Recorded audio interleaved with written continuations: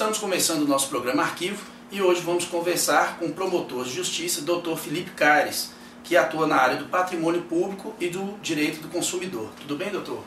Tudo bom, Igor? Boa noite a todos, é um grande prazer estar aqui com você e com os internautas que nos assistem.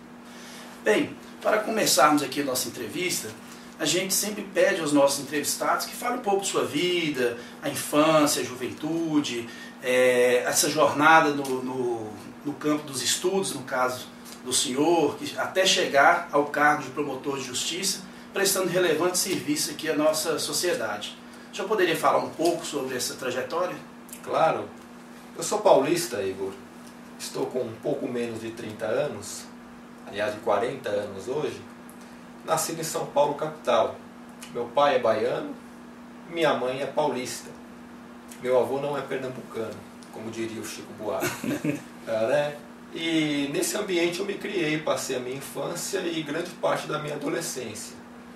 Quando eu tinha 16 anos, minha família se mudou para Montes Claros. Então eu conheci a capital do norte de Minas, né? O pequi, a carne de sol, a afetuosidade da sua gente, né? A beleza das suas mulheres, tanto que posteriormente viria a me casar com uma filha da terra, e me enamorei da cidade. Estudei aqui o último ano do ensino médio, na época era chamado terceiro ano. E então fiz vestibular, felizmente tive êxito, fui aprovado na Universidade de São Paulo, na USP e na Universidade Federal de Minas Gerais, e como era de São Paulo, já conhecia muito bem a capital paulista, preferi iniciar meus estudos de Direito na Faculdade do Largo de São Francisco. Para lá me dirigi, morei sozinho em pensão por um ano, depois meus pais conseguiram um apartamento, né, passei a dividir com minha irmã, fiz os estudos lá, me formei. Durante os anos de faculdade, a partir do terceiro ano, estagiei no Ministério Público, então conheci o Ministério Público e também me apaixonei pelo Ministério Público, decidi que era aquilo que eu queria para a minha vida profissional. E depois de formado, em 1999, trabalhei um pouco como advogado, um ano e meio, fui durante alguns meses analista da Justiça Federal, fiz um concurso e também passei nesse concurso. E logo em seguida, para minha felicidade, recebi um telegrama anunciando o meu sucesso no concurso do Ministério Público de Minas Gerais, que eu havia feito no ano de 2000. E fui chamado para tomar posse nesse concurso em junho de 2001. E desde então sou promotor de justiça. Lá se vão cerca de 14 anos. Trabalhei primeiro em Montes Claros, no Tribunal do Júri, durante alguns meses. Logo me titularizei no norte de Minas. Trabalhei em Porteirinha por pouco mais de um ano, depois em Várzea da Palma por quase um ano.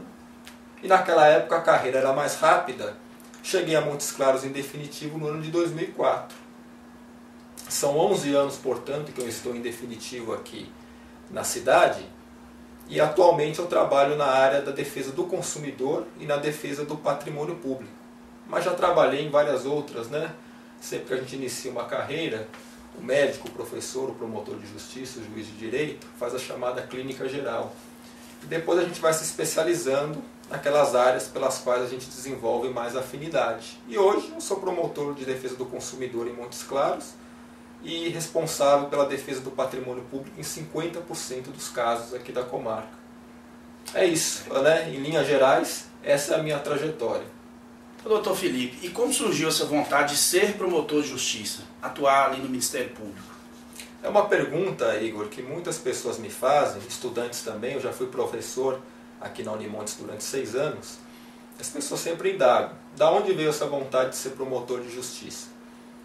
Primeiro eu respondo que surgiu a vontade de cursar Direito, né? Eu pensava em ser diplomata, né, viajar pelo mundo, dominar vários idiomas, conhecer várias culturas. Mas estudando um pouco melhor a vida do diplomata, a gente percebe que o diplomata, na verdade, ele é um porta-voz do governo que ele representa. É verdade. E muitas vezes o governo não está com a razão. Mas você, sendo porta-voz de alguém que não está com a razão, tem que repetir o discurso daquele que está sem razão. General manda soldado, marcha, né? Exatamente. E isso não me agradou muito, né? Então, no terceiro ano de faculdade, eu conheci o Ministério Público de São Paulo, fiz estágio na Promotoria de Defesa do Cidadão, que era embrionária na época, onde trabalhavam Fernando Capês, né, onde trabalhava Alexandre Moraes, um grande constitucionalista, hoje reconhecido. E lá eu desenvolvi essa paixão pelo serviço do Ministério Público, que é ser um verdadeiro advogado da sociedade. Gostei muito da carreira porque ela propiciava essa independência funcional, né? Essa questão de você defender aquilo que você acha que é justo, que é correto, não porque te mandaram fazer, mas porque sua consciência indica naquela direção. E decidi começar a me preparar para ser promotor de justiça. E tive êxito. Na época não eram necessários 3 anos de experiência jurídica para ser promotor de justiça, hoje são, né? E por isso, com 22 para 23 anos, eu já era promotor de justiça. Né? Me formei em 1999 e em meados de 2001 já era promotor de justiça. E as pessoas até no início, no norte de Minas, estranhavam, né? O que esse garoto veio fazer aqui, em Berbe, né? Quase um pós-adolescente. Mas quando as pessoas me indagam a respeito disso, eu respondo que o que causa respeito nas pessoas é a postura da gente, não é a aparência. Né? E quando a gente tem uma postura de maturidade, de serenidade, de equilíbrio, de retidão, as pessoas percebem isso rápido. Então eu também não tive dificuldade, né, em ser respeitado aqui no norte de Minas e em fazer várias amizades, como de fato eu fiz. Algumas inimizades também, né? Porque o promotor de justiça que não tem inimizade é promotor omisso. Né? Como fiscal da lei, ofício. Exatamente, ele não está lá para agradar a ninguém, ele está lá para defender a sociedade. Mas a inimizade é só no campo profissional, porque pro lado pessoal a gente não leva nada disso adiante, somos todos seres humanos e desejamos, inclusive aqueles que porventura no dever de ofício tivermos de processar, sucesso como seres humanos. Né?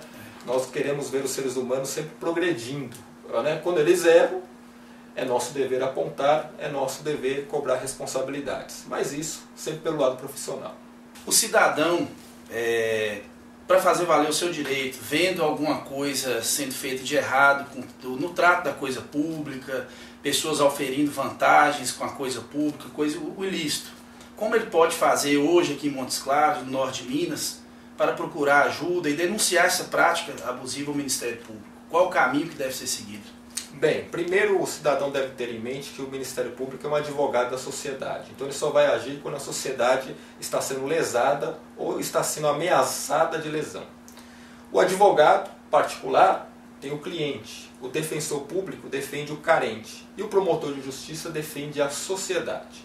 Se for essa situação de ameaça ou lesão a direito da sociedade, o cidadão pode procurar o Ministério Público, seja o estadual, seja o federal, seja o do trabalho, e reportar a sua denúncia. Pode fazê-lo pessoalmente, pode fazê-lo por escrito e pode fazê-lo, é claro, pela internet. Hoje existem diversos canais de comunicação entre o Ministério Público Estadual Mineiro, por exemplo, e o cidadão, como a ouvidoria, a denúncia direta ao Procurador-Geral de Justiça, que permitem que, mediante recursos online, a pessoa leve aquela denúncia ao conhecimento do promotor de justiça. E muitas vezes me perguntam, Igor, se é necessário se identificar, porque as pessoas às vezes ficam né, com medo de represálias. Medo de represálias. Né? E a gente explica que se a denúncia for detalhada, permitir, né, que a gente investigue, porque se diz lá quando ocorreu, como ocorreu, quem praticou, quem é a testemunha, e às vezes apresenta algum documento digitalizado como comprovação daquilo, a gente não precisa da identificação de quem fez a denúncia, não. Agora, a gente não pode investigar quando a denúncia é muito genérica e a pessoa não se identifica, porque denúncias muito genéricas impedem até um princípio de apuração. Então a gente recomenda, quer fazer sua denúncia sobre anonimato? Faça, mas detalhe ao máximo e indique as provas que comprovam aquilo que você está dizendo, seja pela internet, seja por escrito ou seja pessoalmente. O Ministério Público estará lá para atender. Doutor Felipe, o senhor, como um promotor atuante em Montes Claros, em várias causas populares, inclusive, mais à frente a gente vai até lembrar desse caso, do transporte público de Montes Claros, coletivo, como o senhor vê essa questão da corrupção no Brasil? O senhor acha que é uma questão, uma endemia, é cultural, ou é um momento que nós estamos passando no Brasil, na República, alguma coisa desse sentido, que pode ser que mude no futuro?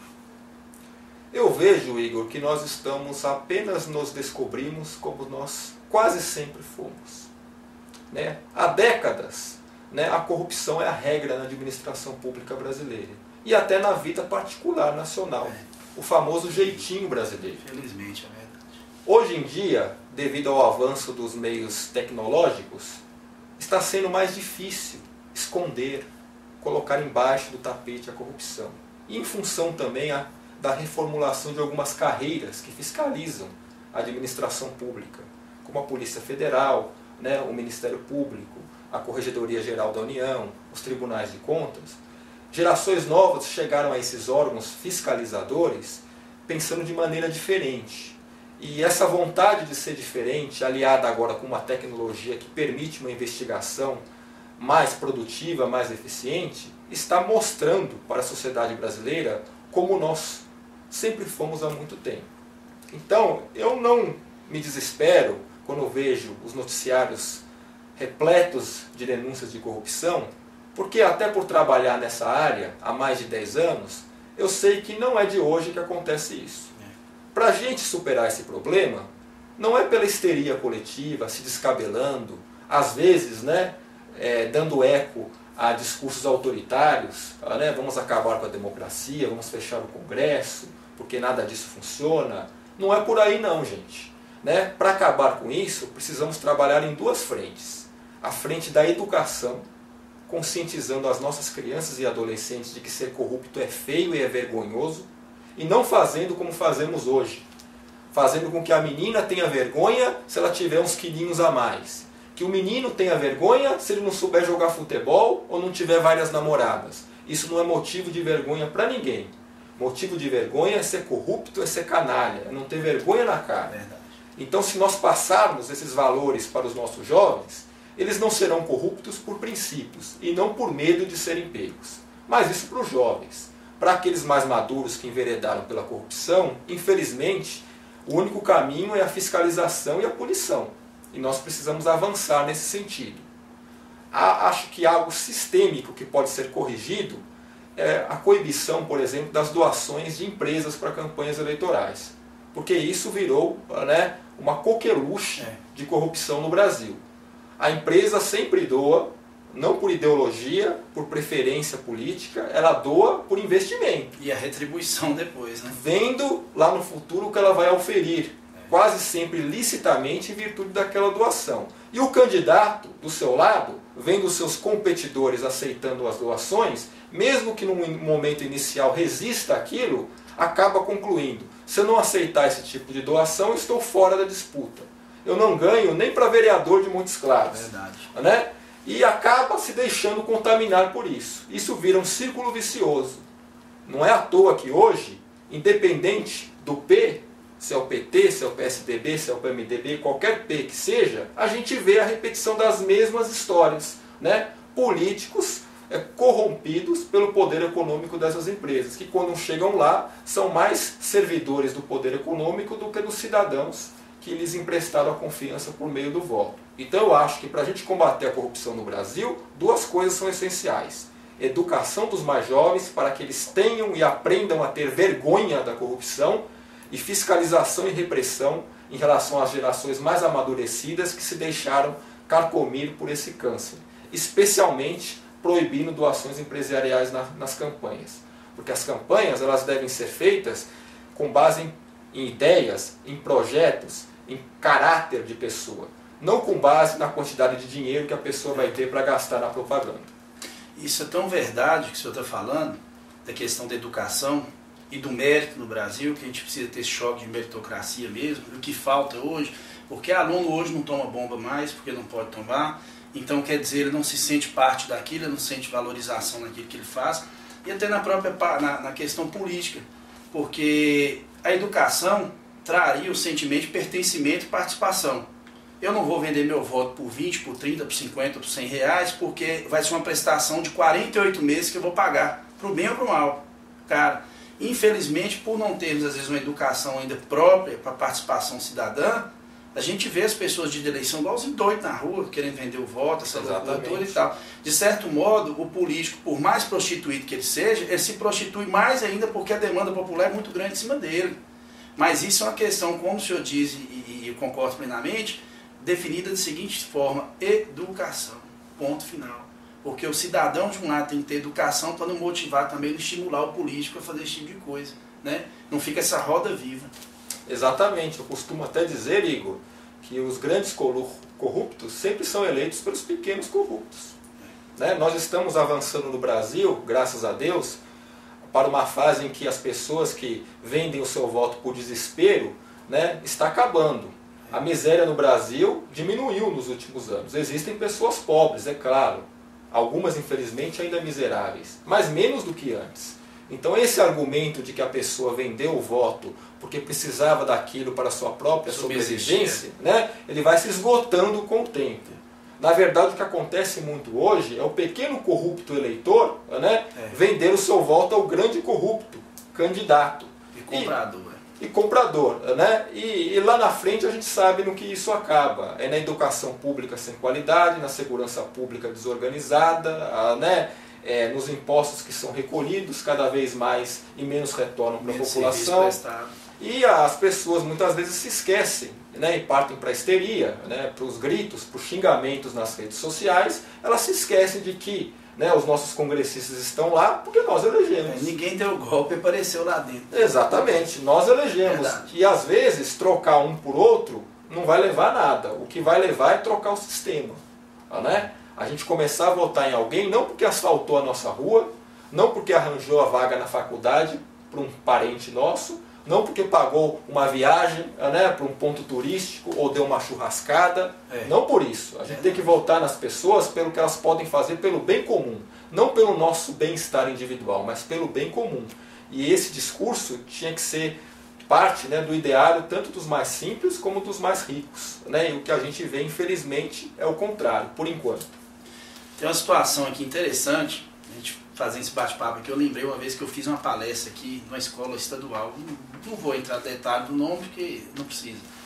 Eu falando que o mesmo exercício que um jovem poderia fazer para escolher um candidato, não importa a esfera, se assemelhava um pouco àquele que você faz quando vai escolher um celular, já que é grande demanda do jovem hoje. Você olha se tem MP3, se a tela é colorida, se tem Wi-Fi, se tem MP3, se tem não sei o que, você olha tudo. Por quê? Você quer levar o melhor para sua casa, o que vai durar mais, vai lhe proporcionar uma melhor qualidade de serviço prestado e pelo menor preço de custo.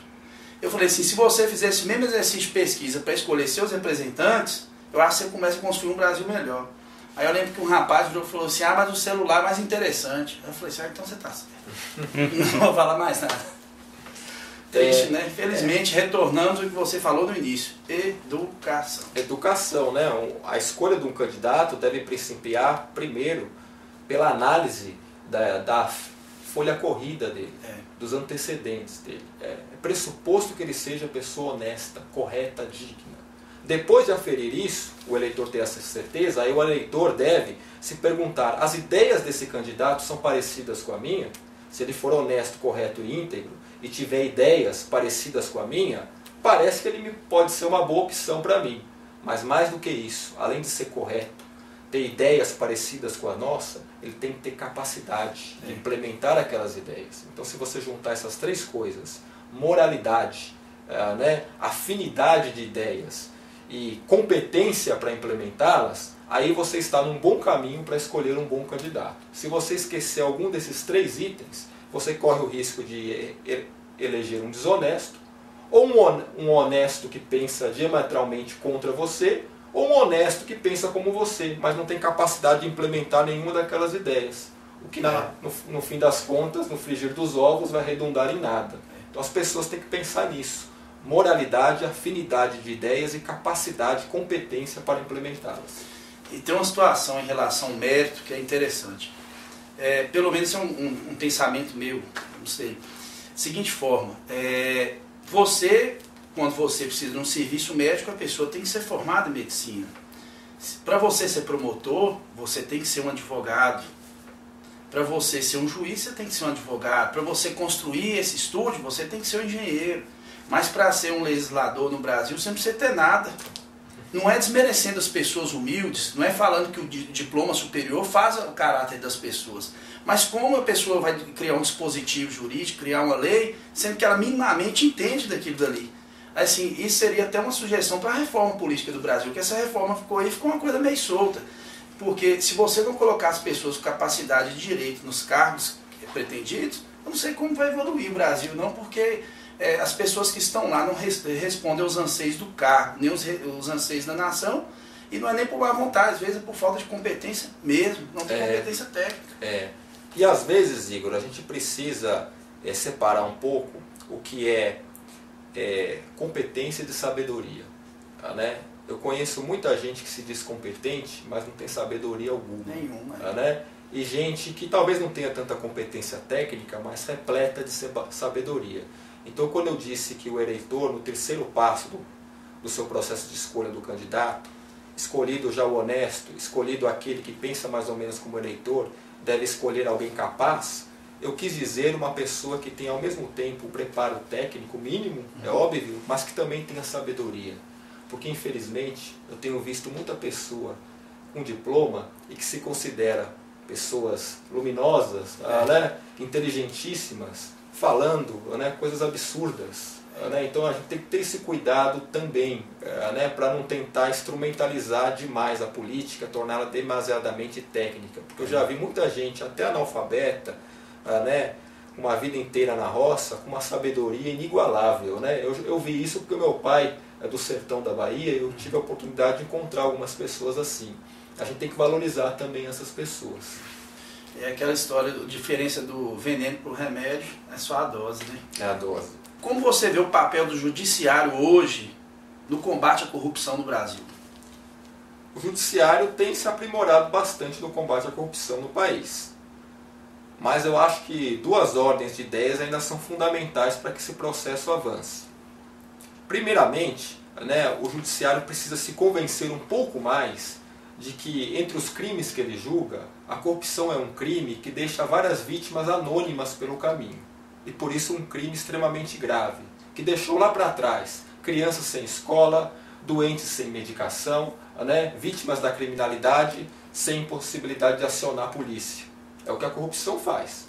E muitas vezes a gente repara, Igor, que na justiça, quando tem o processo, né, do roubo, do furto, né, da lesão corporal, os juízes ainda, alguns deles, dão mais importância para aquilo do que para aquele processo do caso de corrupção, da fraude da licitação, que desviou milhões de uma prefeitura e que tem vários volumes, muitos documentos. O juiz olha para aquilo e prefere atuar no outro caso, no tradicional, do furto, do roubo, da lesão corporal. Uma bagatelazinha ali. Então a gente espera que os magistrados cada vez mais se conscientizem que, trabalhando com a repressão coletiva da criminalidade organizada, do colarinho branco, né, eles vão oferir frutos muito mais profícuos do que se limitarem a trabalhar no varejo, né, pegando o furtador dali, o roubador dali, o agressivo daquele outro lado. É importante isso também, a gente sabe, mas a gente espera que o judiciário se conscientize cada vez mais da necessidade de emprestar agilidade a esses casos de corrupção, tanto na esfera civil como na esfera criminal. Esse é um primeiro ponto. O segundo ponto que eu gostaria de destacar é que o judiciário, nessa missão, né, de julgar os conflitos e de reprimir a corrupção, ele não pode jamais se politizar. Eu tenho assistido, estarrecido, algumas sessões e alguns julgamentos do Supremo Tribunal Federal em que alguns ministros nos dão a impressão que votam de determinada maneira porque não gostam do partido A ou porque gostam do partido B. Juiz, muito mais ministro do Supremo Tribunal Federal, tem que julgar de acordo com o que está na Constituição e nas leis, e não de acordo com aquilo que prejudica ou beneficia mais um partido. Esse tipo de direito constitucional do inimigo não pode ser aceito na sociedade brasileira. Não é o judiciário que vai trocar a presidente, o presidente do Congresso, os congressistas, os vereadores, os prefeitos do Brasil. Quem deve trocar é o eleitor. O judiciário só deve agir quando houver prova, né, pela Constituição e pelas leis, que determinada pessoa agiu de maneira corrupta.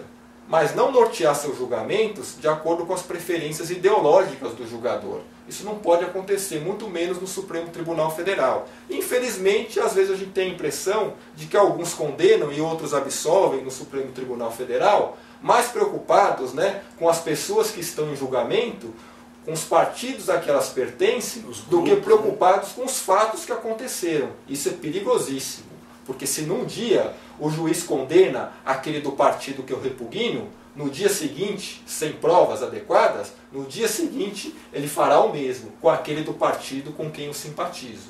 Então, eu sei que a sociedade está indignada com a corrupção e muitas vezes ela pressiona até o judiciário para tentar combater isso.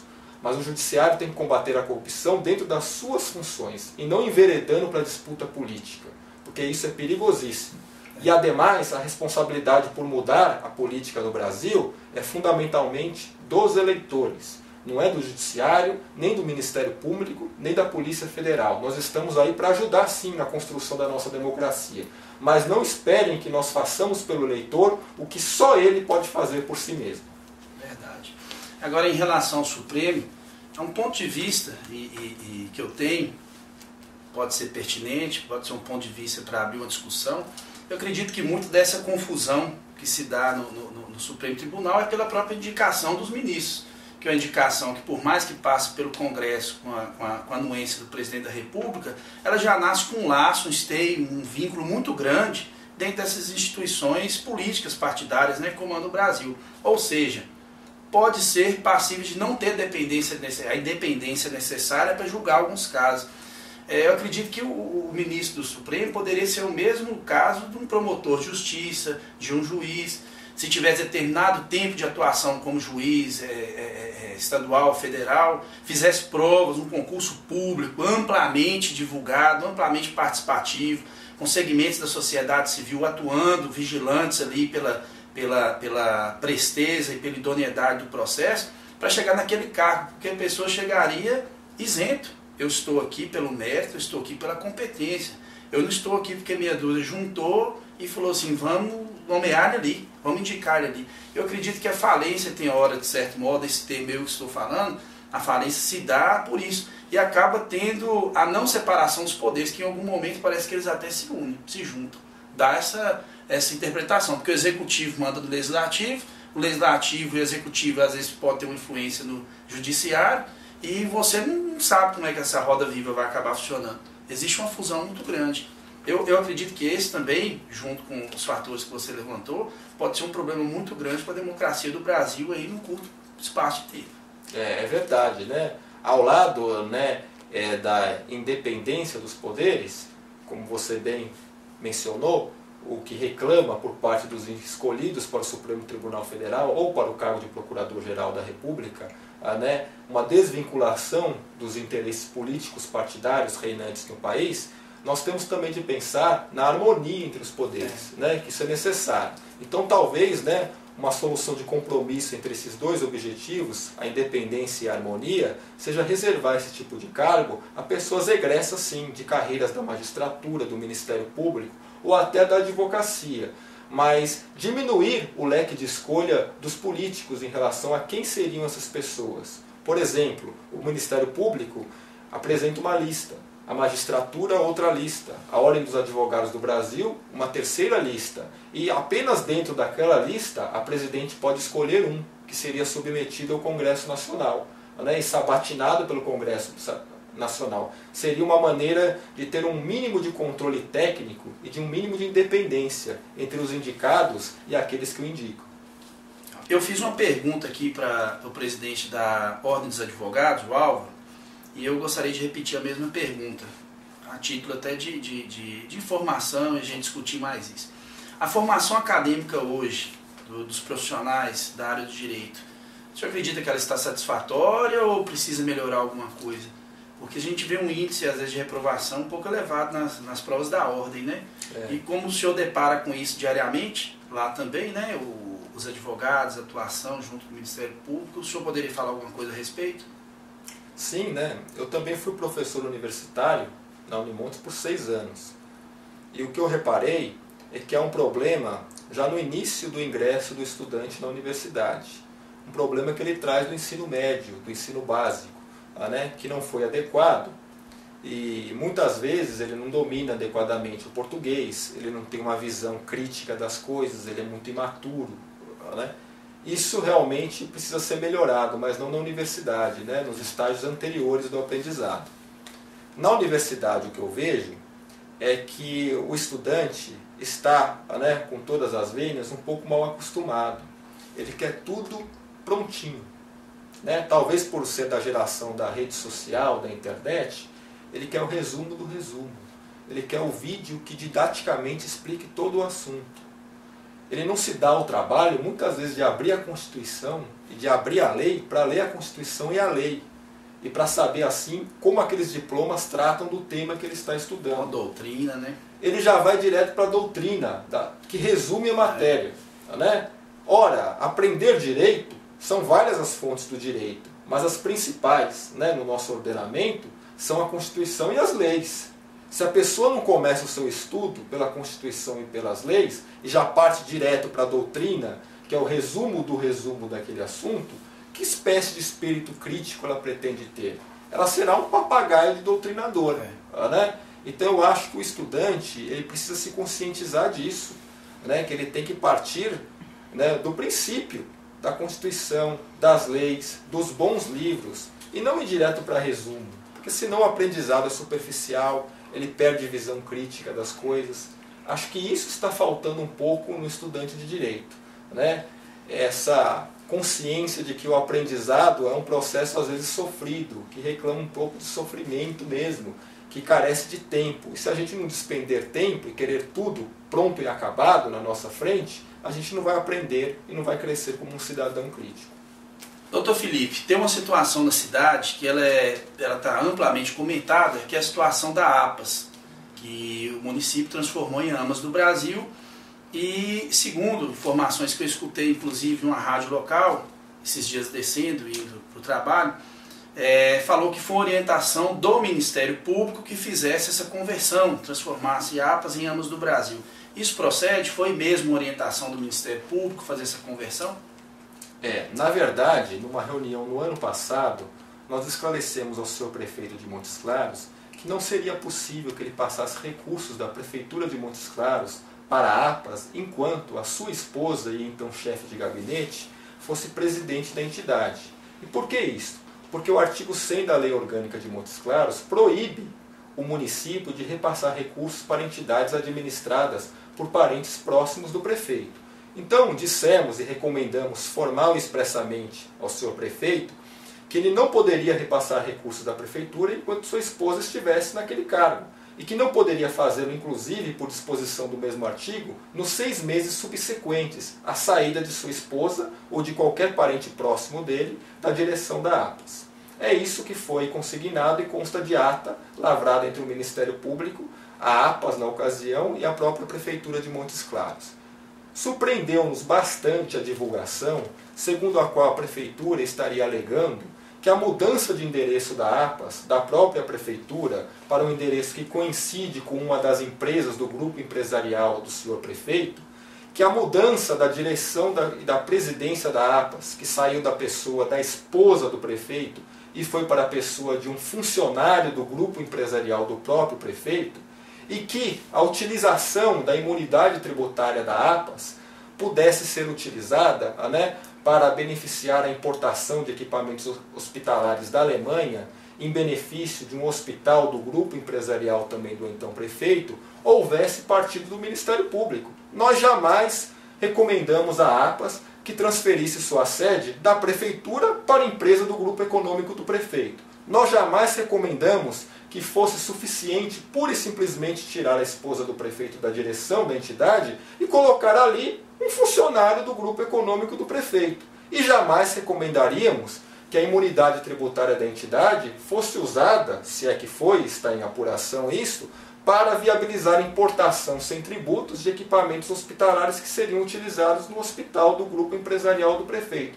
Jamais fizemos isso, e quando tivemos notícia que essa versão deturpada estava sendo veiculada, fizemos questão de entregar a cada um dos 23 vereadores de Montes Claros um ofício em que detalhamos com minúcias tudo o que foi e tudo o que não foi recomendado à APAS e ao senhor prefeito na ocasião. Então o Ministério Público Estadual repudia a utilização do seu nome, né, para justificar medidas que nunca foram recomendadas por qualquer promotor de justiça aqui da nossa cidade.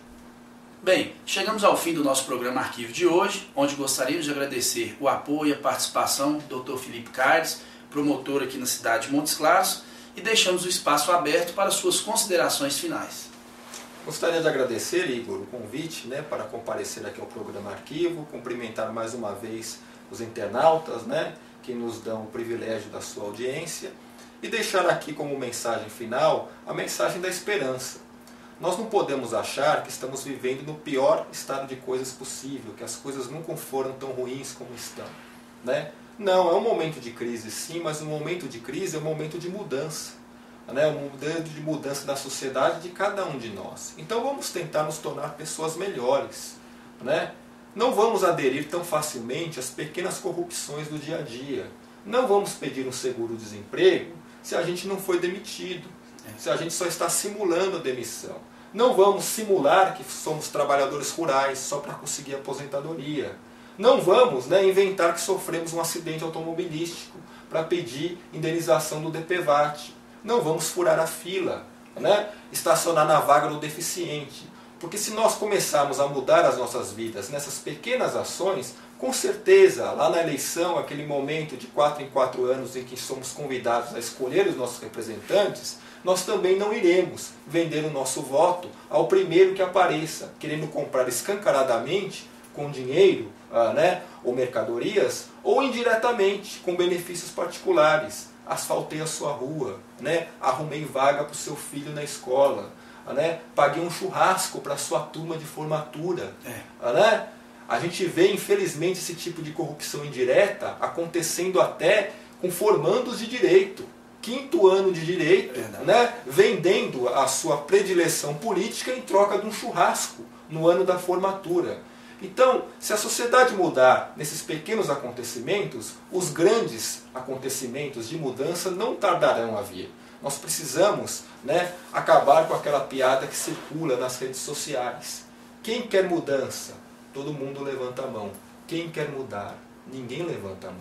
A gente só muda o país quando a gente começar a mudar. Quando a gente enxergar que a corrupção não é um problema que está só no outro, está na gente também. Quando a gente começar a agir dessa maneira, o país vai melhorar.